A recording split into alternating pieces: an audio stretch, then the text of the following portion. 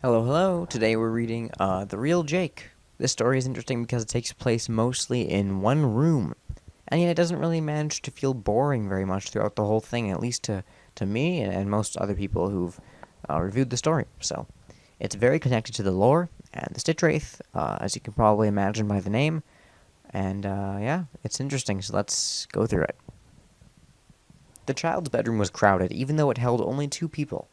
It was crowded because it held so many hopes and so many regrets. It was crowded because it held the potential for so much more than what it was. Let's get you comfy. Margie cradled Jake's shoulders while she reached behind him and repositioned his pillows. The window fan blew a lock of her shoulder-length light brown hair across her upper lip, so it looked like she had a mustache. She pursed her full lips and puffed the hair back in its place. Jake tried to remember the last time he'd been comfy. Maybe 3 years ago when he was 6? No matter what Margie did with the pillows, Jake wouldn't be comfy, but he let Margie think she was doing something helpful. She tried really hard, and he didn't want her to know that she couldn't make it better, like she wanted to. Over the whir of the fan, Jake could hear kids playing in the neighbor's yard. Squeals of glee alternated with laughter and the occasional shout. He tilted his head so the elm tree outside his window wasn't in the way, and he saw the trailing end of a sprinkler spraying a stream of water across the neighbor's lawn. Actually, he saw two, but he knew one was just an echo of the first. Although the fan drowned it out, the sprinkler made its pff sound in his mind. He loved that sound. It was the sound of fun. He used to be one of the kids who played in that sprinkler and squealed in glee. When it got over 90 degrees, Mrs. Henderson always let the kids turn her front yard into a water park. Jake? Jake shifted his attention from the window to Margie. Margie had an echo, too. Both Margies frowned at him. Jake concentrated on ignoring the second Margie, as he had to ignore the second one of everything he saw. His pine nut made him see double. It was annoying, but he was used to it. Margie rubbed Jake's bald head. Her palm was warm and rough, so different than his mom's palms had been. He wasn't sure he had it right, because it had been 4 years since his mom had died, but he remembered his mom's hands as soft. Still, he liked it when Margie rubbed his head. It gave him a tiny bit closer to finding Comfy's hiding place. Earth to Jake? Obviously she'd been talking, and he hadn't heard her. He did that more and more these days. He was happier when he was not where he was, so it was hard to make himself pay attention to what she was saying. I asked if he'd feel up to some vegetable soup. Margie's hair blew off her face again as she fussed over Jake's sheets. Her full cheeks were flushed from the heat, and her mascara was smudged. Jake thought it was funny that Margie always wore makeup. It wasn't like many people saw her. Mostly it was just Jake. "I think you're pretty without makeup," he once told her. "You have such big eyes. You look like a cartoon princess." Margie had obviously liked that, but she still wore makeup. "It's a girl thing," she told him. He figured she wore makeup in case some handsome guy came to the door. When he said that, though, she laughed and said, "I'm not in the market for a handsome guy. I'm only 27. I'm still young. You're all the handsome guy I need." Jake didn't think 27 sounded young. That was 3 times older than he was now, and Margie was 3 years older now because she'd been taking care of him ever since Comfy became part of his past. Jake didn't want to be trouble, but it was too hot for soup, and he wasn't sure he could keep it down. "Crackers?" he asked. Margie sat down on the edge of his bed. She always sat there, even though a green and blue plaid plush chair was right next to the other side of the bed. The smiley face on her t-shirt twisted so it looked like it was winking at Jake. Sometimes Jake winked back, but he didn't feel like it today. He was doing that thing that Margie said he should never do. "No me woe," she always said. Always known as feeling sorry for yourself, having pity party, woe is me, and oh the drama. That used to make Jake laugh. Not so much today. Outside, one of the twins from across the street laughed. She had a weird laugh that sounded like a cuckoo clock, so Jake recognized it. He shifted his gaze to the window again. Margie leaned toward Jake and gently used her fingers to turn his face back toward her. "I know it's been a long time since you've been able to play with your friends, but you'll be out there with them in no time. You'll see." Jake nodded, even though he didn't agree with her. Margie was a big fan of positive thinking. She was always saying things like, "Today is a day for miracles," and "Things are looking up," and "This too shall pass," and "All is well," and "It's always darkest before the dawn." She had like a gazillion smiley-face t-shirts with various hats or outfits or expressions. Jake once asked where she got them, and she said she had a friend who had a t-shirt company made them for her. She had one made for Jake, a smiley face wearing a baseball cap with his favorite team's logo. He used to wear it a lot, but he hadn't wanted to put it on for a while. When Jake didn't say anything, Margie said, "Okay, crackers it is." "Thanks," Jake said. She patted his knee, then she waved at a fly. "How did you get in here?" she asked it. Jake looked at a dime-sized hole in his screen, but he didn't give the flies' secret away. He liked it when flies visited. He liked watching them flit around the room, and he liked listening to them buzz. A couple years before, his dad got him a laptop and a tablet for using his lessons and to look stuff up. He always kept the tablet in the bed with him because he had so many questions about everything, and the tablet was like a magical portal to answers. The tablet told him that flies only live 28 days, less than a month. He figured that was why they were always darting around. They had to hurry up and live as much as they could while they had the chance. It made him feel stupid for lying around so much. Why wasn't he hurrying, like the flies? Well, because he couldn't. Jake noticed Margie was heading toward the door of his room, her arms full of towels she'd used to clean up his mess. This was day 2 of the latest round, and it was worse than most day 2s. Margie? Margie turned. She flashed him with her wide smile. What, kiddo? When's Dad coming? Margie's smile wavered. I'm not sure, sweetie. She set the towels down on the desk he hadn't used for a while now, and she came back to the bed. She sat down again. You know he calls whenever he can, right? Jake nodded. And you know he thinks about you all the time? Jake frowned and shook his head. I don't think he does.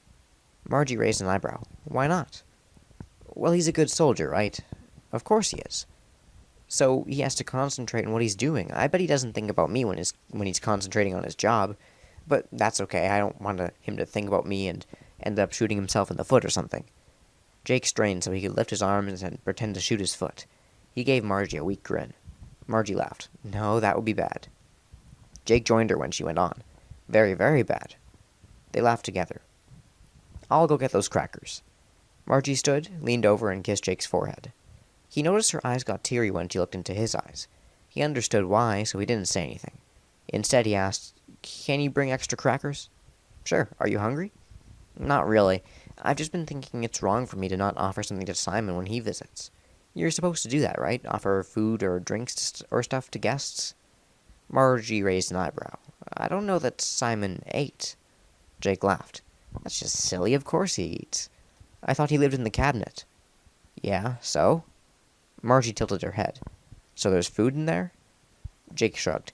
I don't know where he gets his food, but yesterday we talked about what kind of cake we like.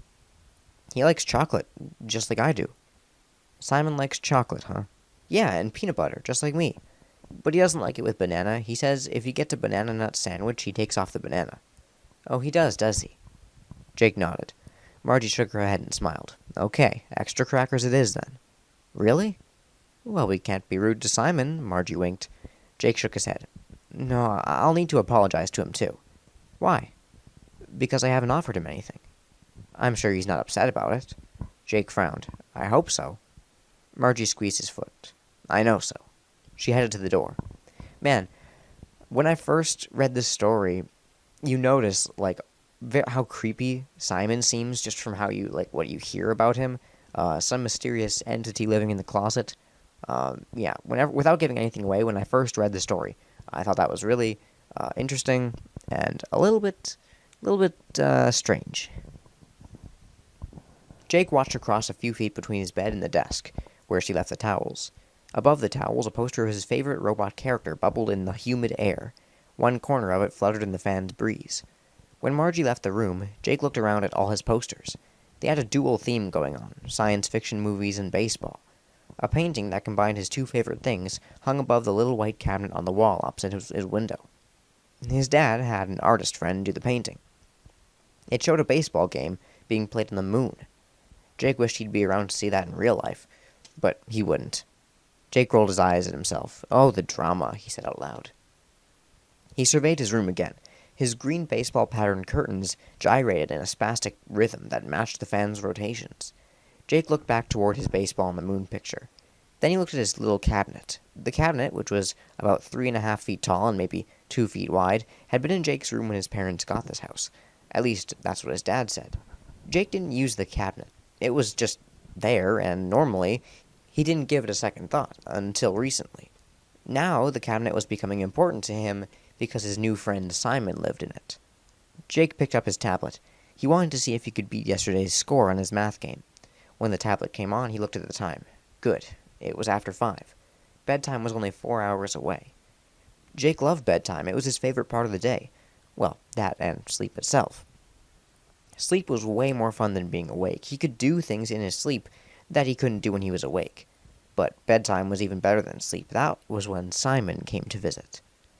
In the basement, Margie put the latest load of towels in the old washing machine and started it up, patting the scarred white lid affectionately when the machine began the cycle with its usual efficiency.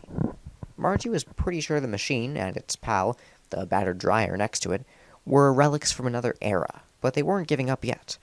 That was good because taking care of Jake involved a lot of laundry, and Margie was pretty sure Evan, Jake's dad, couldn't afford to replace a washer and dryer. She was pretty sure Evan, at his rank, could barely afford her. He paid her better than most would pay, and the truth was that, at this point, if she could have, she'd have worked for free. She loved Jake like a son. And that's what was making it all so hard. Margie sat down in the faded blue webbed lawn chair that was set up, for a reason she would never understand, in front of the shelves by the stairs. She had to go up and get Jake his crackers, but she needed a minute. The basement was cool compared to the rest of the house. Not for the first time, she wished that they could set up Jake's bed down here. His room had western exposure, and it got so hot in the afternoons. But it was too damp down here. The radiation and chemo had annihilated Jake's immune system. A simple cold could kill him. Margie blinked away tears and stared at the tools, games, and camping gear stacked on metal shelves against the wall. A couple dozen boxes labeled by year hinted at the memories this family had made before everything got turned on its head. First, Jake's mom was killed. Then he got sick. It wasn't fair. Margie pulled out her cell phone, clicked on her recording app, and started talking. Day 2 of the latest round of chemo. Dr. Biederman is hopeful, but he told me today that Jake can only have 2 more rounds. They've already gone beyond the usual number of treatments for this protocol. The tumor is still growing. She paused, swallowed, then continued. But the darkest rain clouds bring the brightest rainbows. I'm not giving up any hope. Nobody is. All the doctors are working hard to find the right combination of treatments. All the nurses are pulling for him. Jake's a favorite on the oncology wing. How could he not be? He's such a sweetheart, so appreciative of everything that's being done. I mean, even when they're sticking him with needles and pumping him full of toxic medicine, and he's barfing his guts out, he's still saying, "Thanks for taking care of me." He's a saint. A freaking saint. Margie ran a hand through her damp hair. She pulled out the baby monitor she kept in her pocket. It was on. Of course it was. But she checked it compulsively when she was in the basement or when she had to go outside to take out the trash or mow the grass. At least she hadn't had to mow for a couple of weeks. Everything had browned out in the heat. Sometimes, when she looked at the brittle grass and withered plants surrounding the house, she felt like the foliage was turned into Jake. As his light dimmed, so did everything else on the property. She looked at the monitor again. She didn't want to miss it if Jake called out to her. Not that he did very often. He usually just waited until she was in the room to ask for what he needed. Once, she went into his room and found out he'd thrown up all over himself, but he hadn't called her. "I knew you were in the basement. I didn't want to make you come up the stairs more than you already have to," he'd said. A saint. Margie turned on the recorder again. "I wish I'd started this when I first came here to work, but I only just got this phone and this app. I want to record everything I can remember about being with Jake, and then keep up with daily stuff from now on." She sighed. "I never thought I'd work here this long. It was supposed to be a transitional job because I didn't get the internship I applied for, and I kind of needed to eat. Evan obviously was desperate to find someone to take care of Jake, and then of course I fell in love with this kiddo, and, well, I can do my photography and drawing later, after he gets well." Margie tapped the pause button on her app. She'd heard the falseness in her voice when she said, "after he gets well." She was more worried than she'd admit. She hit the record button again. Jake has what he calls a pine nut. It's actually his version of the acronym for what he has. PNET, which stands for Primitive Neuroectodermal Tumor. That's a fancy name for a kind of brain tumor, and his specific kind of peanut is a Pinoblastoma. When Evan explained all this to Jake, as best he could, Jake said, "Cool, I have a pine nut." He was barely 6 years old at the time. I don't think he thinks it's so cool now. He's had all the treatments they can throw at his kind of tumor, and nothing's working. His headaches and double vision are only getting worse. They tried removing the tumor, but they couldn't get it at all, and it grew back, and now it just keeps growing. I'm not giving up hope, but... She pressed stop. She wasn't going to record what Jake's head neurooncologist said. The odds are against him. If she recorded it, she would make it real. The washing machine thumped as it shifted from agitating the towels to draining the soapy water. Margie jumped up. She'd been down here too long. She had to get back to her recording later, after Jake was asleep. "Batter up." Margie leaned over Jake and kissed his forehead. Her lips were sticky with lip gloss, but Jake always waited until she was gone to wipe his forehead clean. Jake smiled at her and snuggled his bat closer to his side. The bat was a plush baseball bat named Bodhi. Margie made it for him not long after she became his nanny. 3 years before, as soon as he'd announced he was too old for teddy bears, he'd regretted it. He really did love his teddy bear, but every time his dad called him my little man, he felt like a baby wanting to hang on to something at night. Somehow clutching a baseball bat, even though it was soft and fuzzy and had a goofy, googly-eyed face, was manlier than hugging a bear. Margie understood that. Jake loved Bodhi, but Bodhi was smelling a little sour these days. Jake had only thrown up on Bodhi once, and Margie had cleaned it, but Bodhi was absorbing the smell of all the medicines in Jake's body. He could smell them in his sweat. He hated that. "Good night, Margie," Jake said. "Good night, sweetheart." Jake closed his eyes. He used to wait until she was out of the room to close his eyes, but now he closed them to try and get her to leave the room faster. This wasn't because he didn't like her. He loved her, but Simon wouldn't come if she was here. Usually the eye-closing thing worked. Tonight it didn't. She didn't leave. Jake hadn't told Margie that Simon would only visit after Jake's lights were off and he was going to sleep. Margie seemed to believe him when he told her about Simon. However, he thought she might not like it if she knew Simon only talked to him after Margie said goodnight and left. Jake made himself breathe slowly and evenly so she'd think he was going to sleep. And still she stayed. He knew she was watching him. She did that sometimes. She'd sit on the edge of his bed while she thought he was sleeping. He usually wasn't, but he'd pretend to be. Jake wondered what she saw when she looked at him. Did she see what he was when he got a glimpse of himself in the mirror? A bald kid with grayish skin, sunken cloudy green eyes, and dark circles haunting his cheekbones? He hadn't been able to see Jake, the real Jake, in a long time. Hey, that's the name of the story. Cool. But he remembered that Jake. That Jake had a round, freckled face, bright green eyes, a big smile, and a thick tangle of brown curls that were usually falling over his eyes. The bed shifted, letting him know Margie was standing. He waited to hear his wood floor creak in that spot between the green rug under his bed and the door. When he heard that creak, he knew it would only be a few more minutes, just a few more minutes until Simon came.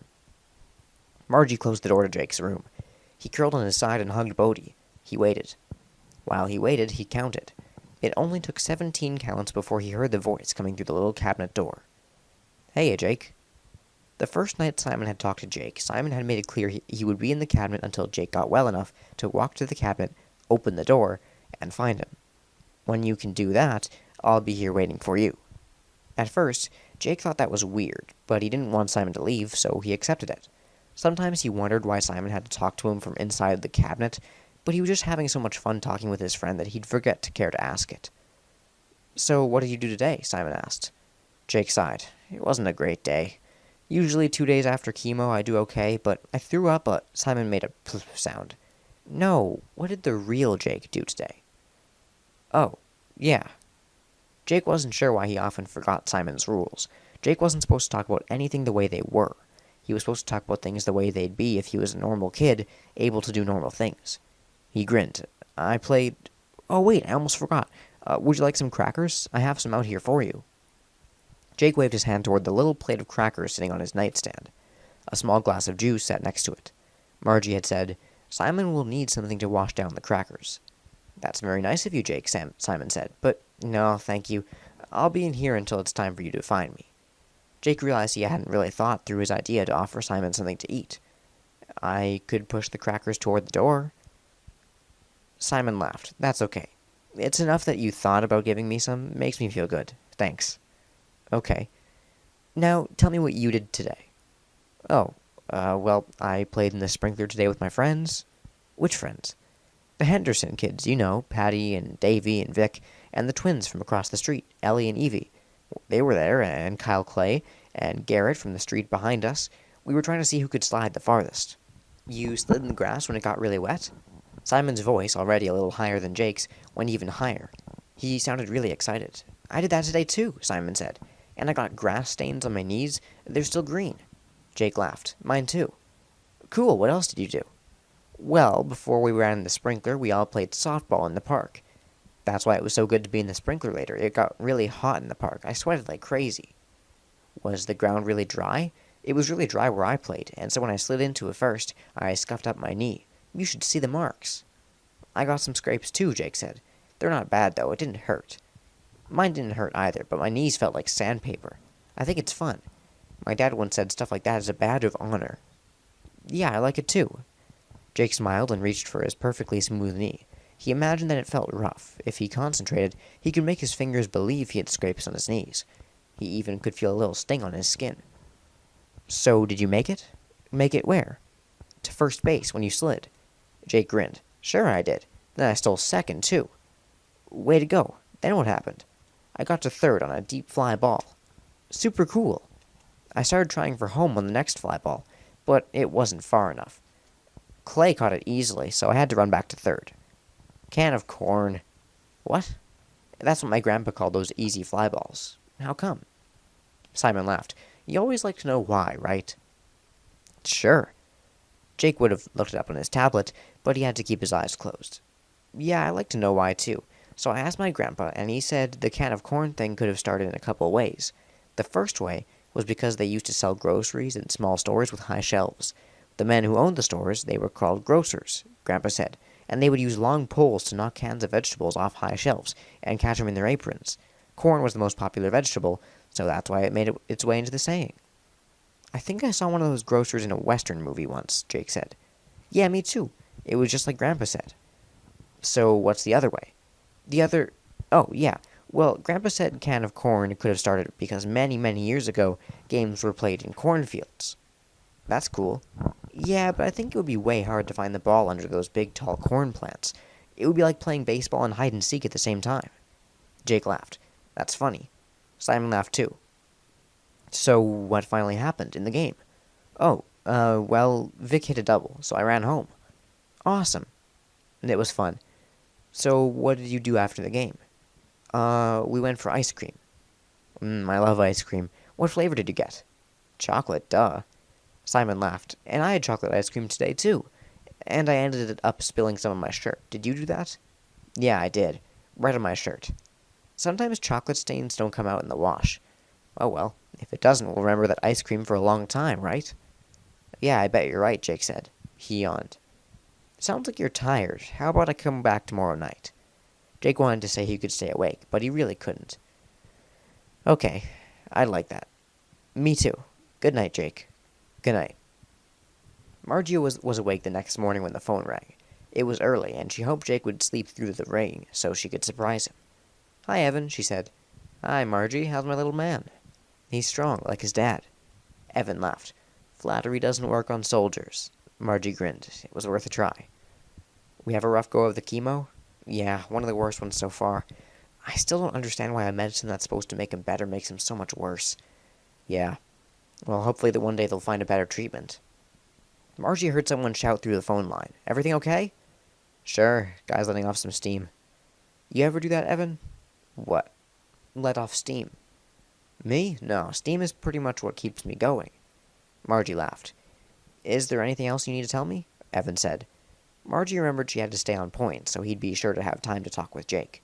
You never knew when these calls could be cut short.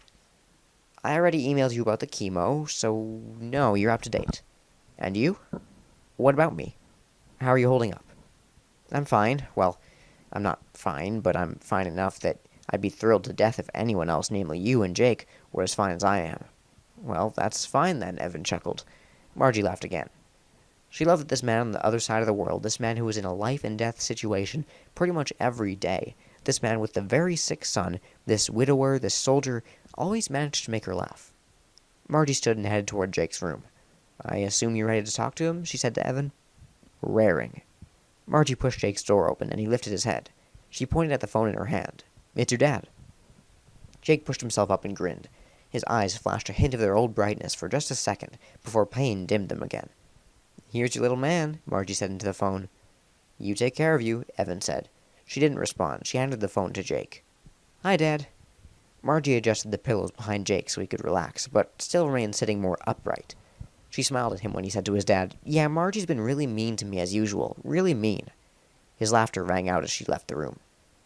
That night, Jake forgot again and tried to tell Simon about his conversation with his dad and his appointment with Dr. Biederman. And as usual, Simon said, I want to hear about what the real Jake did today. Oh, yeah, right. Jake wondered why he couldn't remember that, but he'd worry about that later. Today, my dad and I went to the movies, Jake said. He figured the real Jake would have a dad who was home to do things with him. Really? Well, what did you go see? It was a sci-fi movie about robots. Ooh, that sounds great. I went to the movies too. I had popcorn. Did you have popcorn? Yeah. I bet you got butter all over your face, right? And on your clothes? And did you get some popcorn stuck in your teeth? I sure did. Yeah, I did, right between my two front teeth. Cool. What else did you do today? My friends and I built a fort out of sticks in the backyard. Same friends you played with yesterday? Yeah, it was hot and we needed more shade. So we built shade. I mean, not really. We built a fort, though. I love building forts. I built one, too. I got a splinter. Did you get a splinter? Jake felt his index finger and said, Yeah, I did. I still have this little brown mark under my skin on the end of my finger from where I got a splinter once. Another badge of honor? Yeah, exactly. Margie stretched out on the twin bed nestled under the eaves in her cave-like room. She'd always wished she was taller than her 5'3", but ever since she'd started working for Evan, her size had served her. Evan's bungalow was small, with a living room, a tiny kitchen, 2 bedrooms, and a bath on the first floor. Then there was an itsy-bitsy room, with slanted ceilings upstairs on what Evan called the half-floor. He'd been using the room as an office, but he cleared it out and put in a twin bed, an almost doll-sized bureau, and a nightstand for Margie when she took the job. The furnishing was sparse, but the room had built-in shelves and cabinets. It also had a window that looked out on the upper branches of the apple trees in the backyard. One of the trees reached to within a foot of the window. The previous year, she'd been trying to pluck an apple off the tree from her room. The trees made her feel as though she lived in a woodland tower like the cartoon princess Jake said she resembled. Right now, most of the window was obscured by a pedestal fan blasting not nearly enough hot air into the little room. Margie's hair blew over her forehead and stuck to her skin. She hated having the fan on high speed because it was almost as loud and droning as an engine. The sound made her nervous. She was afraid she wouldn't be able to hear Jake if he called out. Margie picked up her phone and tapped the recording app. Jake barely ate anything this evening, just a couple of crackers. If I didn't know better, I'd think he hated my cooking. She laughed, but the sound was forced. But I do know better. When I first came here, Jake couldn't get enough of my mac and cheese and my lasagna. She sighed. But he hasn't had an appetite in a while. Margie paused and listened. She stared at the baby monitor she'd set up on the nightstand. It was toggled to high volume. Had Jake just made a sound? No, nothing. Margie set down her phone and ordered herself to go to sleep. She wondered if she'd comply for a change. The next night, Jake told Simon about the pizza he and his friends had after they ran through the sprinkler again. I had pizza too, Simon said. Did you get pizza sauce on your clothes and all over your face? I sure did. Jake laughed. Yeah, I think I still have some there. He thought he tasted tomatoes and garlic at the corner of his mouth. Wow, he was getting good at this imagining thing, because all he'd really had for dinner was a couple bites of scrambled egg and 2 bites of toast. He still felt bad about all the food he wasted. When he had said that so to Marge, she said, Oh, don't worry, I'll box it up and send it to needy kids. That made him laugh so hard he snorted. He could just imagine a package of scrambled eggs going through the mail. It would spoil, he'd said through his giggles. And that would be bad, Margie had said. Very, very bad, they'd said together. I'll tell you what, Margie had begun. How about we send some of your allowance to a place that helps feed kids who need food? Does that make you feel better? Jake had felt a surge of excitement. Yeah. Good deal, Margie had said. So what else did you do? Simon asked. Jake immediately felt bad that he'd been thinking about Margie when Simon was there. Well, after we had pizza, we went to the twins' house. They have air conditioning, and we were all really hot. What did you do there? We finger painted. Can you believe it? I haven't done that since I was really little. Oh, I love finger painting, all that sloppy, cool paint. I did that today, too. And I got a different colored paint under every one of my fingernails. Did you do that? I bet you did. Jake smiled at the thought of a rainbow of colors under his nails. Yeah, I did that, too. Now my fingers are a rainbow. Yeah, exactly, mine, too. Jake was going to say something else about the paints, but instead he yawned. You're getting tired? Simon asked. A little. That's okay. I can leave you so you can go to sleep. But, hey, remember what I told you. When you're well enough to walk around and do stuff, then you can come open the cabinet door. I'll be waiting here for you when it's time, okay? Okay. Man, they are really hyping up opening that cabinet door, aren't they? I wonder what could be inside. Margie stepped out onto the front porch to clear her head before she went to bed. Movement in the Hendersons' yard startled her, and she whirled around to peer through the spotty light.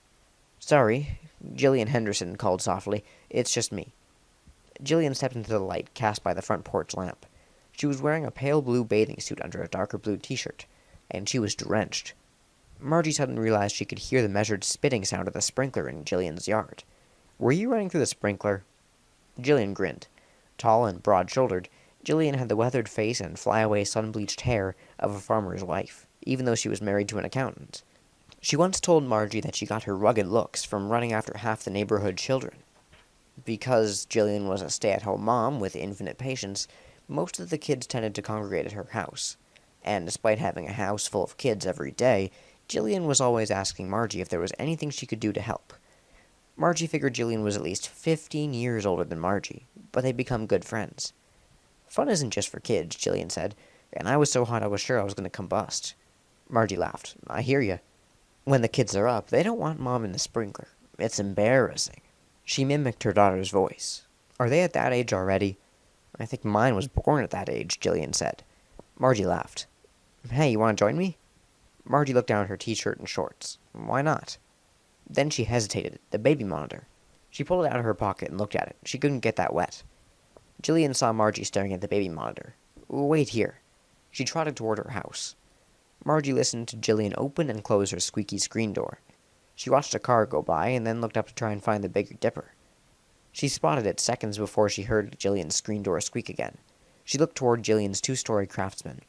Jillian's house shared stylings with Evan's, but hers was probably 4 times bigger.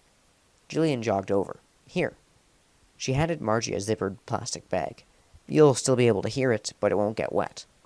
"You're brilliant. I'm a mom. Working the problem is my specialty." Margie dropped the baby monitor in the bag. "Come on," Jillian said. Margie let Jillian lead her into the adjacent yard, and the two women began running through the sprinkler like little girls.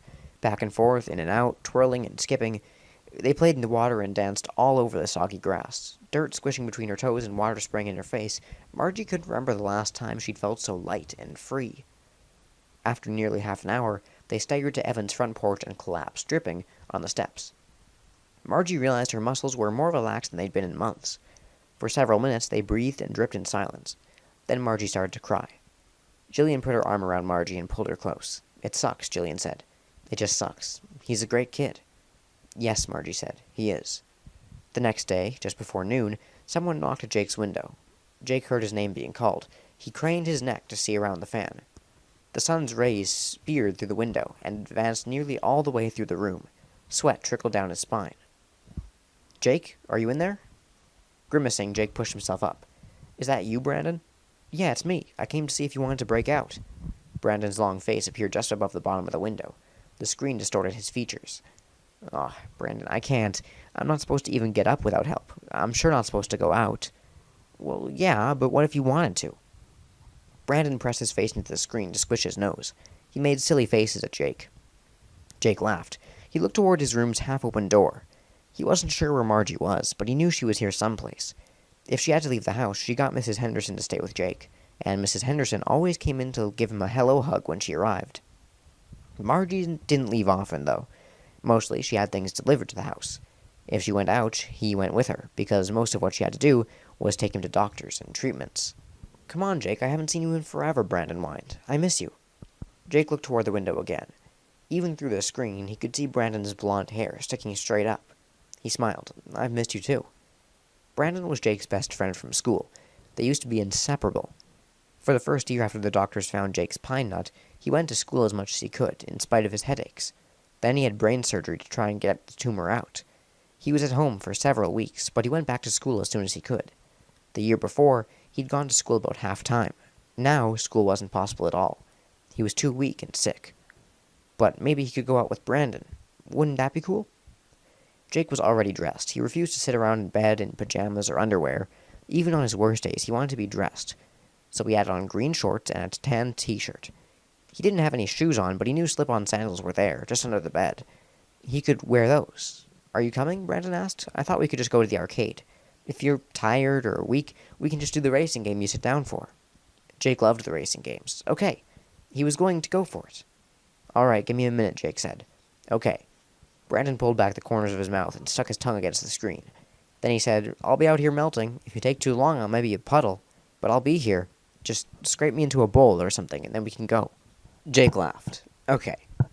He sat up straight and waited while the room settled around him. He blinked to be sure he could tell eye echoes from real things. He'd had double vision for so long he'd learned to adapt, but sometimes when he searched for something, like a sock, he'd reach for the sock that was the echo instead of the real sock. Pretty sure he could tell what was real and what wasn't, Jake swung his legs over the side of the bed. All 4 of his pale legs were bony. "Come on," he encouraged them. "Hold me up. I'm not that heavy." His legs apparently disagreed, because the first time he tried to stand, he fell back onto the mattress, badly. He nearly fell to the floor, but caught himself on the side rail of his hospital bed. When he'd first gotten the hospital bed, he'd been so upset. "I won't sleep in that. I'm not dying," he'd yelled at Margie. "Of course you're not," she'd said. "But you're a good kid, and you know that if something will make my life easier, you won't mind doing it." When she'd put it that way, how could he refuse?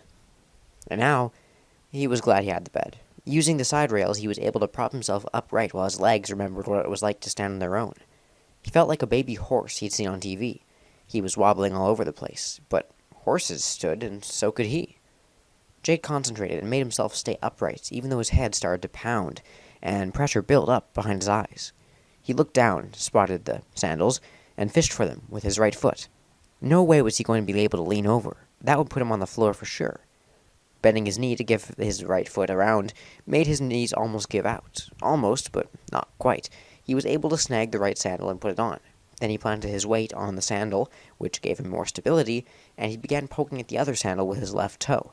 Eventually he snagged that one too. From outside the window, Brandon called in a strangled cry, "I'm melting!" "Shh," Jake hissed. "Margie will hear you." Brandon laughed. Jake pushed away from the bed, letting go of the railing. His body swayed like a skinny tree in a big wind, but he didn't fall. He could do this. "Oh, I forgot to tell you," Brandon said, reappearing at the window. "Hey, you're out of bed. Good job." "What did you forget to tell me?" Jake asked. He got up the nerve, and he took one stiff, hesitant step. He almost fell again. He was beginning to think this wasn't a good idea. "I forgot to tell you about my brother's wagon," Brandon called. "I thought you might need a ride to the arcade." Well, that would make it easier for sure. Jake could make it to the window, and then Brandon could help him get out into the wagon. Then Brandon could pull him. The idea gave Jake a little more confidence. "Why didn't you say so?" he called out as he took another step. This time he was a little steadier. "The sun has melted my brain. It's running out of my ears." "You?" "Yeah, exactly. Hurry." Jake took another step. He stayed up. He took another. He was still standing. One more. Still up. One more. He was clutching the windowsill, looking out at Brandon, who was pretending to sword fight an imaginary opponent, using a stick. "Hey, there you are." Brandon dropped the stick and hurried to the window. "Here I am." Jake braced his hip against the windowsill and reached out to unseat the screen so he could push it out. His head got a little fuzzy, and the double screen got a little difficult to separate out. He managed it, though, and when he gave the screen what he thought was a real shove, Brandon lifted the screen out. "Score!" "This is so awesome," Brandon said. "Yeah," Jake agreed. "Okay, give me a second." "Can I hold your arm or something?" "Yeah, that would help." Jake managed to plant his butt on the ledge. Holding on to the window jamb with his left hand, he reached his right hand over through the open window. Brandon took his hand. "I've got you," he said. They were almost out the window. Soon they'd be at the arcade. And I think that's where we'll end it for now. Thank you guys for listening. I wonder what will happen. Well, we'll find out. Stay tuned, or don't. Both are okay. See you soon. Bye, guys.